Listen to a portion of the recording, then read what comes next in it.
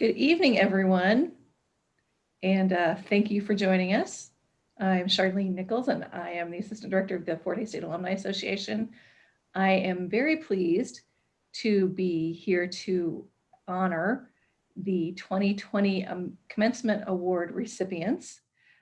Typically, we honor these folks at spring commencement through the graduate and faculty dinner, as well as invite them to have a seat on the platform during commencement exercises in the spring. Of course, COVID did not allow any of those things to happen this year. And so we're hoping that we'd be able to have them at least be on the platform for fall commencement when in-person commencement fell through for the fall as well. We decided that perhaps this would be a good way to at least give them a little bit of moment in the sun and let the Tiger community get to know these four fine individuals. The Alumni Association sponsors 3 of these awards. And again, they are for the academic year. So graduates for the 2 student awards, graduates in the fall semester, the following spring, or the following summer are eligible for the awards that are presented in the spring. Those 2 awards are the Torch Award for the Outstanding Graduating Senior. This year that went to Adam Flax. And the Lighthouse Award, which was just established 3 years ago, and that went to Stacie Rupp, who completed her master's degree this past spring. We also have, since the 1970s, awarded the Pilot Award for an outstanding faculty member as nominated by the graduating class. And the 4th award that we recognize is actually an award presented by the Student Government Association, and that's the Navigator Award. And with us here today is our SGA president, Haley Reiter, and I'm going to let Haley introduce the 2020 Navigator Award, tell us a little bit about the award, and then the recipient, and then we'll chat with that person. So Haley, take it away. Good evening, everyone. I'm so happy to be here with you all. The Navigator Award was established in 1998 by the Student Government Association with the purpose of recognizing an outstanding academic advisor. While they prioritize university goals within their advising, the candidates are nominated, interviewed, and selected by the graduating seniors. So it's my honor to now introduce to you the 2020 Navigator Award recipient, Dr. Keith Bremer. Hello. I'm extremely honored to have won this award. It means a lot because it comes from the students. You're nominated by your advisees and then selected by the student body, the governing body. So it's just always, it's a really cool thing to have won. So Keith, tell us a little bit about yourself, your Fort Hays story, as I like to call it. What do you do here at Fort Hays State? What brought you here? How long have you been here? That kind of thing. So I am an assistant professor in the geosciences department. I'm a geographer. My Fort Hays story is kind of interesting. I didn't know about Fort Hays, and I was actually just searching for jobs, and it was a job I applied for. And I learned a little bit about the university through that and thought, looks like a nice place. It seems like a good fit for me. But the thing that really sealed the deal for me is actually when I came to campus and I got to meet everyone and kind of see the place firsthand. I think Fort Hays has something that's kind of magical about it that way, really draws you into it. And it really makes you want to be part of the community. So to me, that was really important. I'm an urban geographer, so I study culture, but I also study place, and being a part of a place is really important to me. And I think on my interview, I was able to see that. So I was really happy when I got the job here. So that's kind of my story about how I got here. The job is what pulled me out here.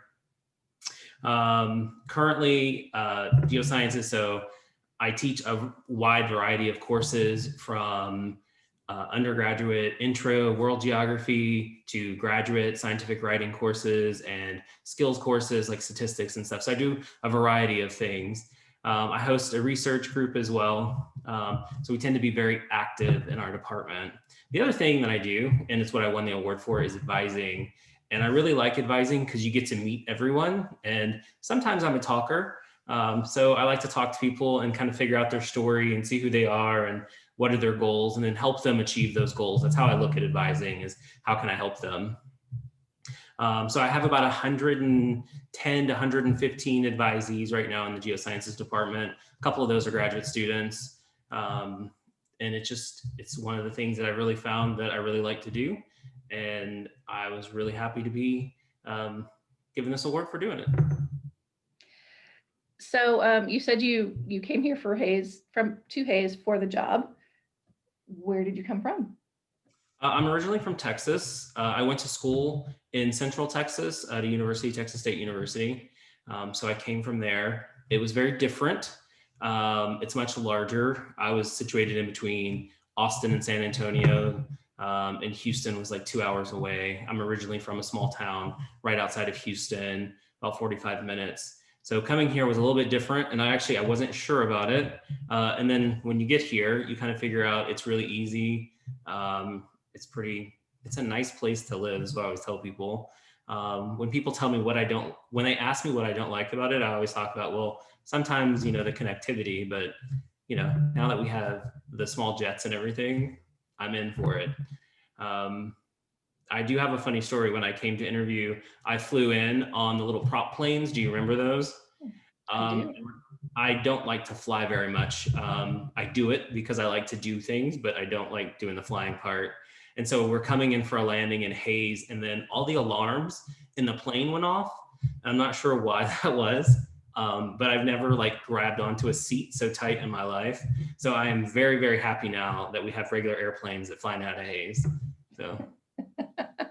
Yeah, those prop planes can be a little bumpy, especially in Western Kansas wind, I think. Yeah, probably not great. Yeah, exactly. So one last question for you. Your specialty is urban geography, and you're in Hayes, which I don't think most people would consider really an urban area.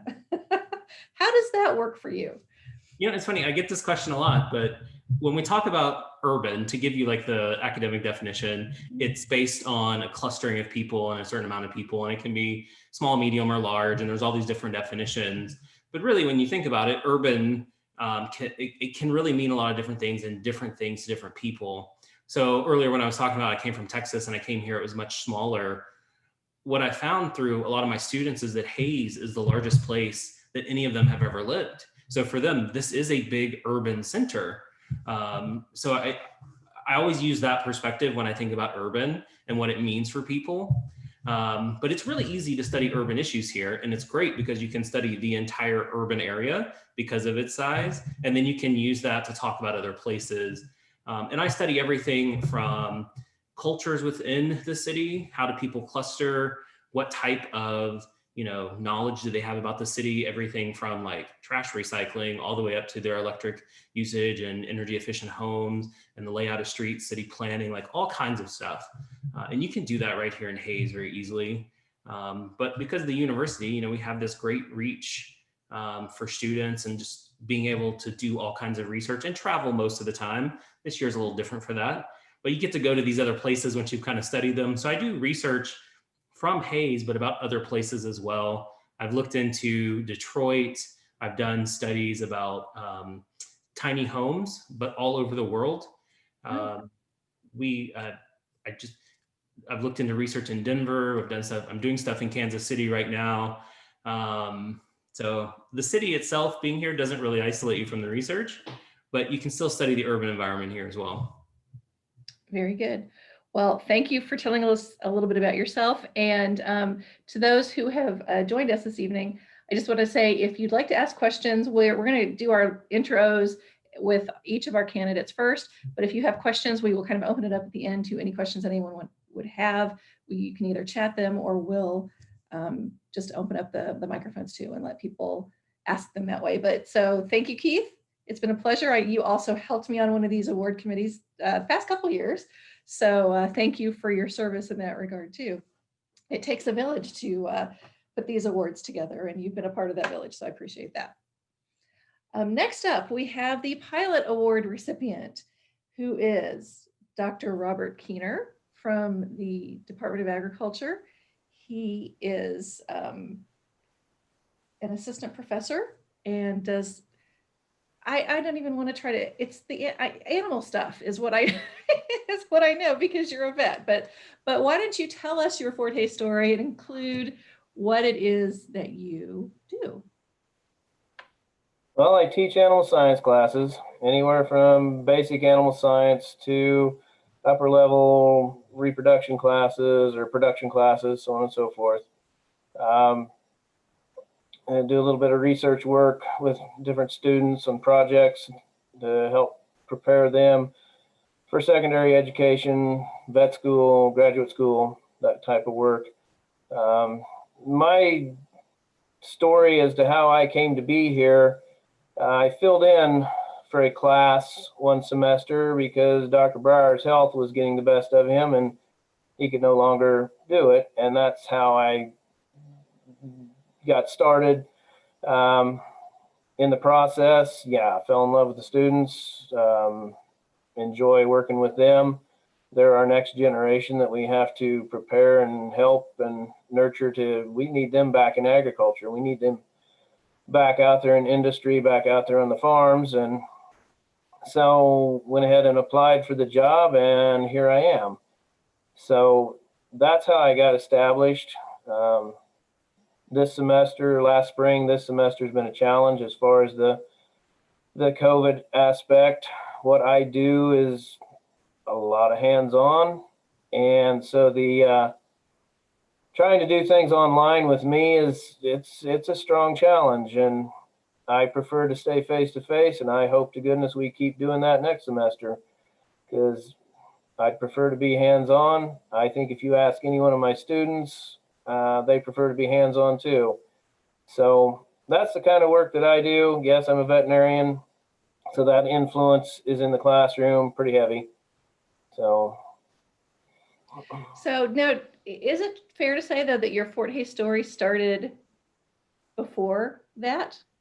I mean, I actually did my undergrad work here, and so I never did. I was one of those that didn't finish a degree. I got accepted into vet school. I went to vet school, survived the vet school experience, got out, started practice. Practiced in my hometown where I grew up, which is south of here, 30 miles. And in the process of that, I got out of practice and farming ranching aspect. And then this came along and here I am. Very nice. So the Pilot Award, which is of course the award you won this year, is based on nominations from students and in the graduating class. And it's based on research, teaching, and service. So, and one thing that the committee always is impressed by is some of the testimonials from the students. So it is clear that you have a strong relationship with the students, at least the students who nominated you. But can you talk to us about your research? I know that it's probably not the thing that your students are really as aware of, but can you talk about your research and how you involve some students, and then also service activities that you participate in? Well, the research projects that we have done focus anywhere from, I utilize the farm a great extent, our university farm.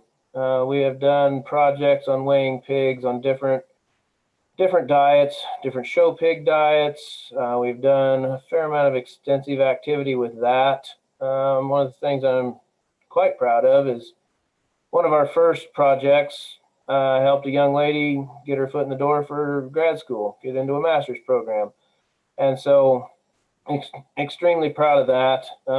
Done projects looking at progesterone levels and the dietary influence of heifers on wheat pasture versus heifers on a dry ration, work like that. I've got a project going on right now on epizootic hemorrhagic disease it's something that's out there in the deer population, and it spills over into our domestic cattle. And it's become somewhat of an emerging disease, and we see it more often than when I was in practice, and trying to determine just how much of a prevalence there is in this general area. So I continue to work on that. Got students involved in all aspects of that. I'd like to do a lot of different activities with anatomy, silicone molds, and lung preservation, tissue preservation, that kind of thing. So if I can get somebody affiliated with something and they enjoy what they're doing, that's what I would really like to keep accomplishing. So do you have to be able, is it episodic hemorrhagic? Epizootic. I'm sorry? Epizootic. Epizootic hemorrhagic. Do you have to be able to spell it to be able to research it? Yeah, it comes in handy. Because that's a mouthful for sure. Yeah, some of the service activities, active member of the Fort Hays Shrine Club. We do have children in the area that we sponsor. Special Olympics, I've been involved in a project, or not a project, but we benefit the Special Olympics through a legislative fundraiser at Topeka every year. Obviously, this last year put the crimp on that, as with a lot of things. But very proud of the fact of the work we do there and what all's involved. Sigma Alpha girls help us out with that. Just projects like that throughout the community, and just trying to help the students here at Fort Hays. So can you talk to us about the changes in technology and how that's affecting what you're studying in the animal sciences world? A lot of the classes that I teach, evolution has to change before a lot of things change. But the technology side of it, ultrasound and machines like that become very, very handy as far as like the reproductive work. The technology of our better nutrition programs and things like that, just in like our pig feeding trials, the work involved there. We've got feeds today that have components in it that'll bind up to bacteria to keep it from getting into the animal system and causing disease. That wasn't prevalent 10, 20 years ago, is today. So getting them exposed to things like that and what the benefits are, various things like that. I like to say that, yeah, evolution has to change, but the ag world is constantly ever changing. The technology is constantly changing. The improvements in that, and we have to be aware of that and hopefully present that in class and benefit our kids that way. So one last question for you. What would you like to say to the student or students who nominated you for this award? I appreciate it more than they'll ever know.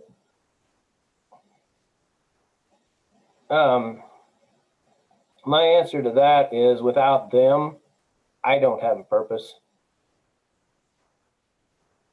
So, Very well yeah, said. they're the reason that I show up every day. Right.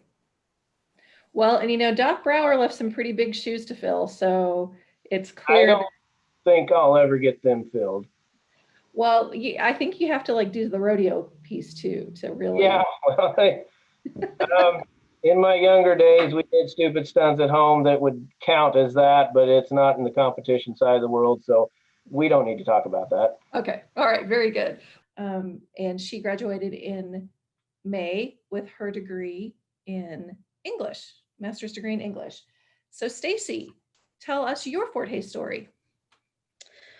Well, I started at Fort Hays in 2003, back when I did my undergraduate, and got my degree teaching English. and I taught for about 10 years and then decided I was ready to go back and get my master's. Really choosing Fort Hays, I mean, yes, I live here, so it was obviously a convenient option, but the faculty at Fort Hays makes it such an easy choice for me. They are some of the best people to work with.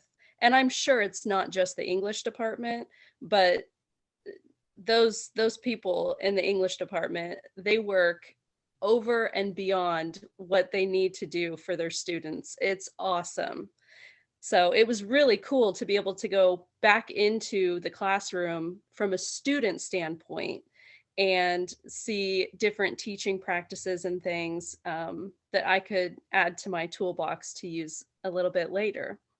But it was an awesome experience. My second semester, I applied for a GTA position and got it. So that was awesome experience as well. But it was one of the greatest experiences, just working closely with the faculty and, you know, some of them pushed me further than I thought that I could go. Dr. Scott, my advisor, I had one class with her and she encouraged me to go to a conference and present a paper at a conference, which was something that I had never done before and was very overwhelming. But with her guidance, it was easy. And so I presented in New Orleans. So it's just been a really great experience throughout. And so what are you doing these days now that you have finished your master's degree? Well, last time we talked, I was studying for my comprehensive exams. Right. So I passed that, got my results in October that I had passed. Awesome. So now, for now, I'm just kind of substitute teaching for USD 489, which comes in handy because I've got 3 kids at home. So I'm, kind of juggling online and things like that right now. So for now, I'm just kind of subbing. I've applied for a couple of instructor positions at some of the area colleges. So I'll just kind of see what happens. All right, very good.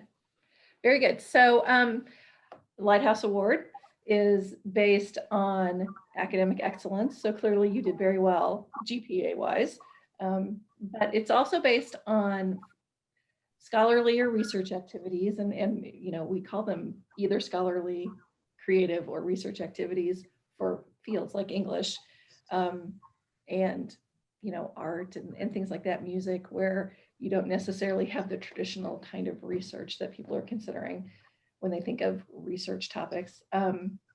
So tell me about some of those activities that you participated in. Well, a couple of different things that I worked with some people in the English department with. One of them was a panel that I participated in, and each of us presented a paper that we had done on a novel that we had chosen. And we all 3 had kind of a similar theme in each of our novels. So that's how we came up with it was like a roundtable discussion. Mm-hmm. I worked on my SOS project, which is something that all graduate students have to do in the English department. And basically you have like 30 some sources that you have to compile and read through, and then put all of that into one very large paper that you write. And that was awesome experience. You usually tend to do that at the beginning of your graduate experience, and it kind of gives you, it's almost like an initiation into the graduate program, because it really teaches you how to research and use the different resources at Fort Hays to help you gather your sources and things like that. But yeah, just kind of different experiences like that. Okay, very good.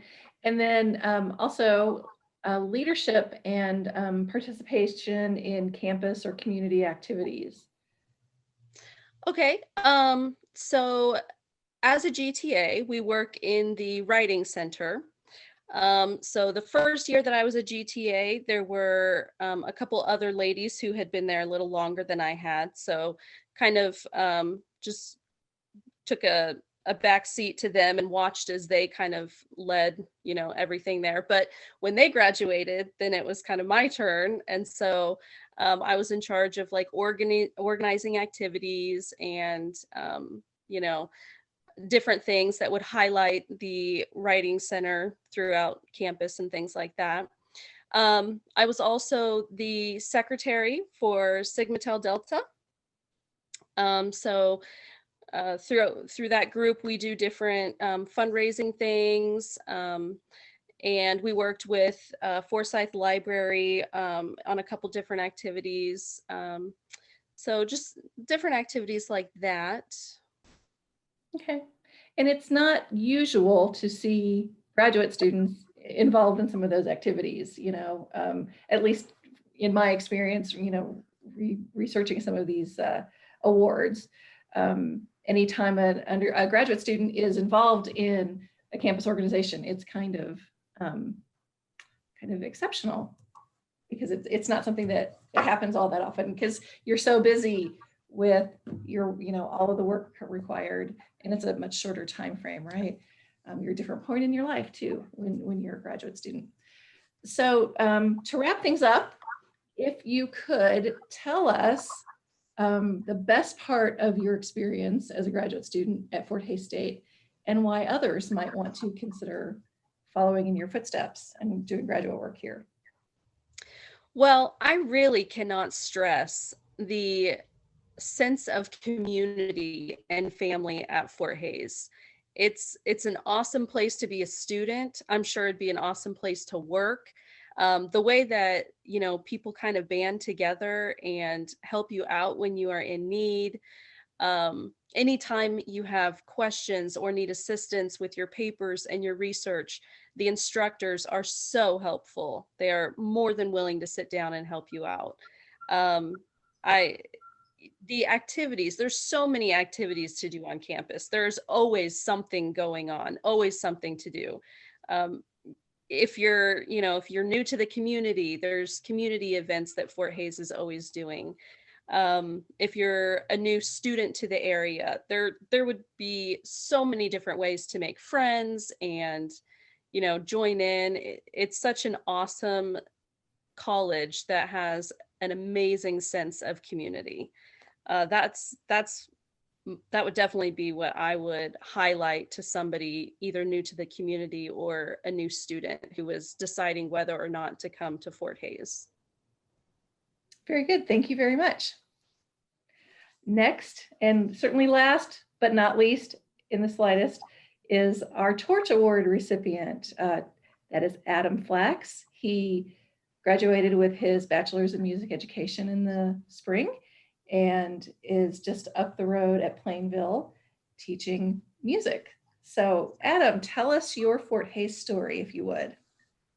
Well, I'm from Hays, so Fort Hays has always been kind of in my backyard.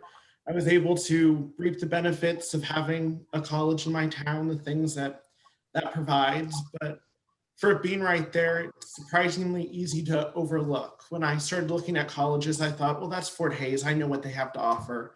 I want to go someplace else and experience something else. But I came and did a campus visit, and that changed my mind. After that, I knew this was a school for me. All the opportunities that I had seen as a community member all those years growing up, it's a totally different experience, the things that it can offer when you go to school there. So for it just to be in my backyard, it opened so many doors for me, both in my community. Because of Fort Hays, I got to travel regionally, internationally, do things like that. So Fort Hays, while it being right there, it almost took opening my eyes to see that all that it really could give for me. So, and then music education first of all, Fort Hays is one of the best places you can go in Kansas to become a teacher. And I can say the same for our music program. They can hold it up with everybody else and almost provide you more opportunities than some of the big schools can give you. So I always loved performing, and I got to a point where I knew that my joy from performing could not be matched, that I could get from helping someone else get to that point. So music education just felt right, and Fort Hays felt right. So it just kind of went hand in hand. So in 2019, you received the Outstanding Student Leader Award through our Student Engagement Office, used to be called Center for Student Involvement. Tell us about your activities that led to that award. Well, in our music department, I was an officer for our National Association of Music Educators. I also worked with our student branch of the National Association of Teachers of Singing. And I was also the president of our concert choir. And through all of those organizations, I kind of had a similar theme of how I approached them, which was, this is a bunch of people with like-minded ideas, but it's surprising how little we knew about each other, because you're around them every day, but you may not even know their name. So I felt like it was important to get to know those people and share those ideas and what we had. And I feel like even though I got that award, it belongs to all of those organizations, because without the people in them, there would be no one to lead, and there'd be no need for leadership. So I think it's just as important to have the people in the room who have a similar goal as you. So leadership is certainly one of the components. And again, just like the Lighthouse Award, academic excellence is part of that. So clearly you did very well in your classes. So congratulations on that. That's of course the main component and the biggest part that we look at. But it's also about involvement in activities. So tell us about activities that you were involved with. You did a little bit, but I know musical theater was part of your story. Can you tell us a little bit about that? So setting all those other organizations aside, speaking previously about the experiences that Fort Hays offered me, at a larger school, if you weren't a performance major, it would pretty well be unheard of for you to be in one of their shows. If you may have a chance, maybe your senior year to be in one. But even as a non-performance major, and I was able to be in almost 10 shows at Fort Hays, and that was so important to me that Fort Hays gave me that opportunity. Because as much as I love to teach and sing, being on stage is where I was happy. So being able to do that, and that Fort Hays gave me the opportunity to study music education, but still be able to perform and have that outlet, was one of the things that really attracted me to the school. And so what was your favorite role in your favorite show? that's so hard. You enjoy them all. They all become part of you. I would say probably my last show when we did Drowsy Chaperone, that'd been a kind of a dream show for me for a long time. And you always find a part of you in all the parts you play. It's hard not to, but basically when we did that show, I was standing up there as Adam, being who I was and enjoying the show. So that one holds a special place in my heart. So as I mentioned, you're now teaching in Plainville, and I would imagine that it's a challenging time to begin a career in music education. I know that my son's concerts are going virtual in the middle of the day sometime next week, and so many things have been canceled. How are you navigating that? Well, they always say you'll never forget your first year of teaching, and I think that goes doubly so this year.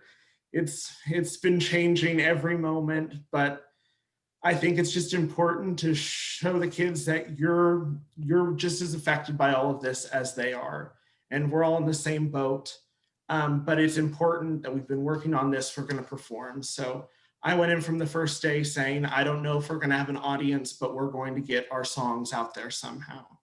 So last week we recorded our elementary concert. We record our high school and middle school concert tomorrow.